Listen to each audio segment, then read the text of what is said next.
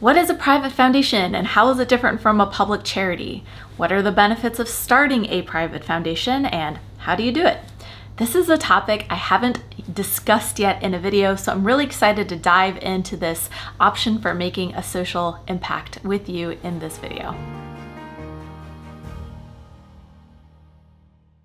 Welcome or welcome back. My name is Amber Melanie Smith and I'm a nonprofit founder and social impact YouTuber, as you can see here.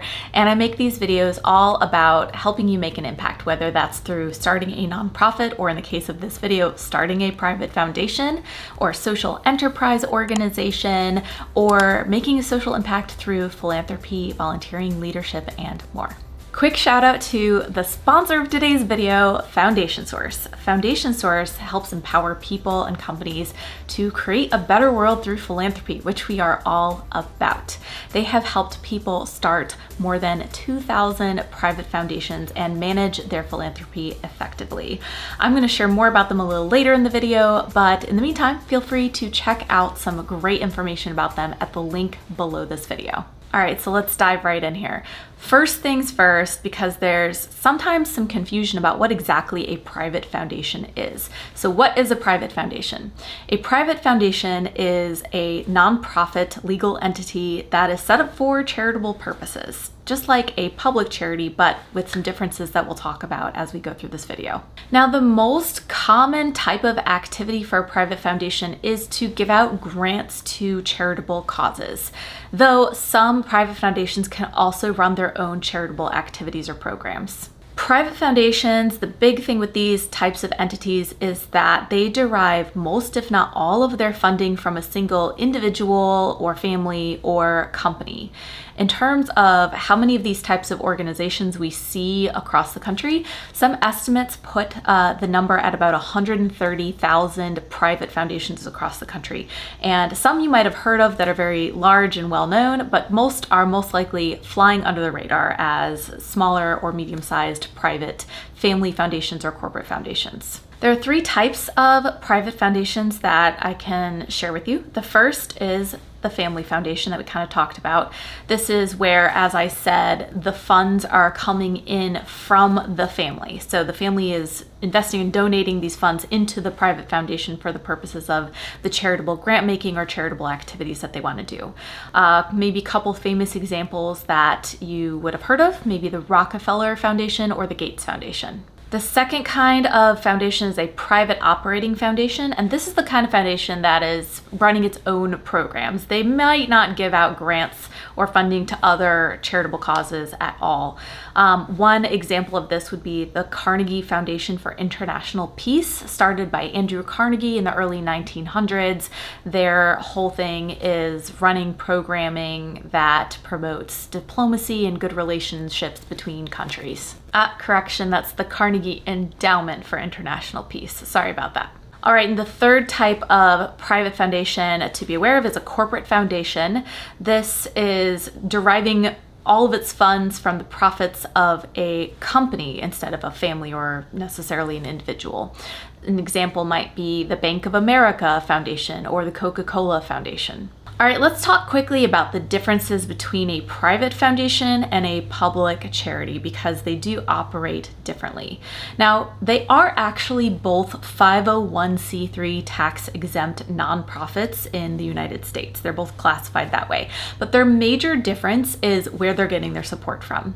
A private foundation, as I said previously, is going to get most or all of its support from a single individual, family, or company, whereas a public charity has to get donations and support from the general public in order to meet the criteria to qualify as a public charity and receive some of those benefits. And I know that some of the confusion around this topic has come from how we name things, right? So you have the Make-A-Wish Foundation, has foundation in the name, but that's a public charity. They need to galvanize donations from the general public in order to support their mission. They don't have a single donor or individual family or company that's covering all of their funding. So if you come across a nonprofit that has foundation in the name, just know it might not mean that they're an actual foundation. It might mean that they're a public charity using the word foundation in their title, etc. So because of all that, because a private foundation is being funded by a single individual, a family, or a company, that means that that donor, the person who's creating and leading this foundation, determines the mission. They decide who's on their board. It can be their family, their friends, etc. Where the funds are being invested, any activities that they're doing, etc., and how and when the funds are given away. Of course, staying within some of the laws and policies that are required to be followed if you're a private foundation, which we'll get into a little bit later. Let's talk a little bit about some of the benefits of a private foundation. And every scenario is different. If this is the kind of impact you're looking to make, here's why a private foundation might be a good fit for you. Private foundations can be thought of as a very personal approach to creating a social impact and philanthropy because of its connection to a single individual, a family, or a company. One of the benefits is being able to include your family or if your business partners, if you're doing a corporate-based foundation, in the engagement around the impact that you're going to make. You can sit around the dinner table and learn about the issue and talk about the impact you want to make and how you're going to distribute the funds or manage your programs, etc. So it's a really strong way to encourage and facilitate family engagement around the idea of philanthropy. And some of that is different from a public charity because in a public charity, you are able to and required to get some support from the general public. That means that your board of directors can't just have your family on it, or that could be considered a conflict of interest. So that's a difference that you might see in how you would govern a public charity versus a private foundation. I want to be clear though that even with a private foundation, you can still hire staff and pay staff to manage the operations of the foundation. If all you want to do is focus on the philanthropy aspect, the supporting of causes, the giving of funds, etc., none of the administrative stuff, you can totally have someone or an organization assist you with that. Having a private foundation can also really help you measure the impacts of your giving over time. You can set up structures to really hone in on a specific issue that you care about, let's say homelessness or education, and over years you can see how your giving has impacted and created outcomes for those specific issues. And of course, you've got tax benefits through a private foundation. Giving through your private foundation can provide a bit of tax savings. So this is a really great segue to talk a little bit more about our sponsor for today's video, Foundation Source.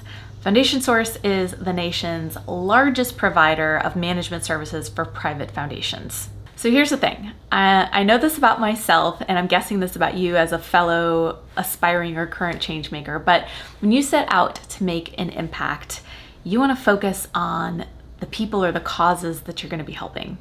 But the reality is there's a bit of administrative work that goes into this kind of effort too. Things like filing your registrations and your tax paperwork, your accounting, your compliance and your governance, etc., etc., etc. I'm guessing that's not the aspect of this work that you're most excited about doing.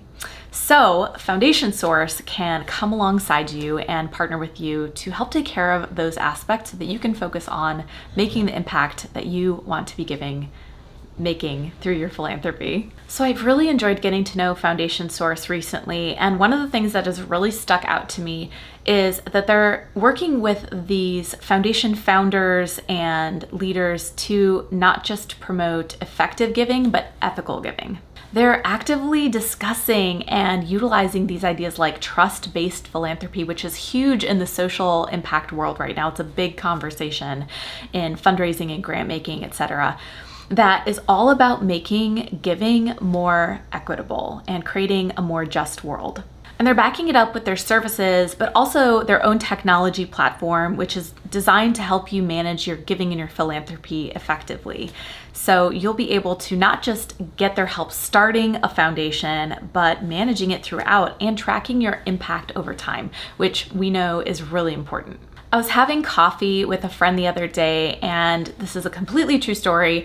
He was talking about how he wanted to start his own foundation to manage his own giving, and completely of his own accord brought up Foundation Source. It was such a coincidence, and he mentioned that they're the best that he's seen in what they do. So I highly encourage you to check out the link below this video. You can learn more about how they're reimagining philanthropy and working with changemakers like you who want to make a difference through possibly starting a private foundation. Check out that link, learn more about them, and let me know what you think. All right, so let's say you're just raring to go. What are the actual basic steps to starting a private foundation? Let's talk through those on a high level now. Step one is to really think about what you want to accomplish with your private foundation.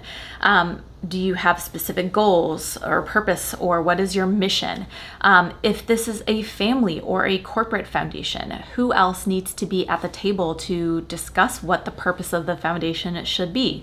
Answering questions like, will your foundation focus on one or a handful of social issues, or just more broad charitable purposes? Step two is to assemble your board of directors. Now, since this is a private foundation, like we've talked about, you have the option of including your family or business partners on your board of directors. But ultimately, as you're thinking about who should sit on the board of your foundation, you want to think through who has the knowledge or the skills or the experiences or the connection to the issues you want to tackle to be the best fit for serving on the board and being able to lead with expertise. Step three is you want to come up with a name for your foundation and confirm what structure you want your foundation to take, which type of foundation it's going to be. So you want to make sure that you are able to understand the different legal requirements for private foundations in your process of doing this. So some of these include, but are not limited to, giving a minimum of 5% of your assets in the foundation to charitable causes each year, filing your annual tax forms or having someone do that for you, and making sure that you're avoiding other things prohibited by the IRS, like engaging in lobbying, donating to political campaigns through your foundation, self-dealing, and other IRS prohibited activities and conflicts of interest. Step four is to, just like you would with a public charity, write your bylaws and your governing documents. So your bylaws are just a document that outlines how you're going to govern your foundation, how many board members you're going to have, minimum and maximum, how many times you're going to meet per year at the bare minimum, et cetera, et cetera. Step five is to go ahead and get your bank account set up in your foundation's name and get your EIN, or employer identification number. Step six is to incorporate in your state. So you can find the incorporation steps on your state's Secretary of State website, etc. And each state might be a little bit different, so make sure that you are finding the one for your state.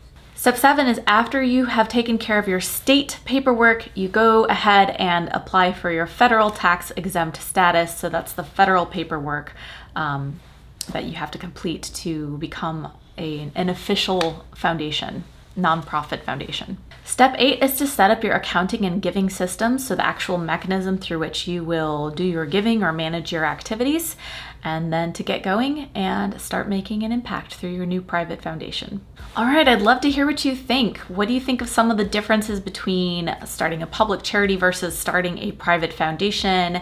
And which one is resonating most with you? I'd love to hear more about your thoughts and your plans and your dreams in the comments below. One final thank you to our sponsor, Foundation Source, for supporting this video topic. I know it's one that some of you have asked about in the past, so I'm really excited to be able to cover this with you today. Once again, I encourage you to check out more information about Foundation Source and how they're reimagining philanthropy at the link below my video. As always, if you're looking for other resources for changemakers and nonprofit leaders, check out my newsletter, also linked below. I hope that you can get some good stuff out of that. And my group on Facebook called Change the World or Bust. I hope to see you next time. That's all I have for you today, and have a great rest of your week.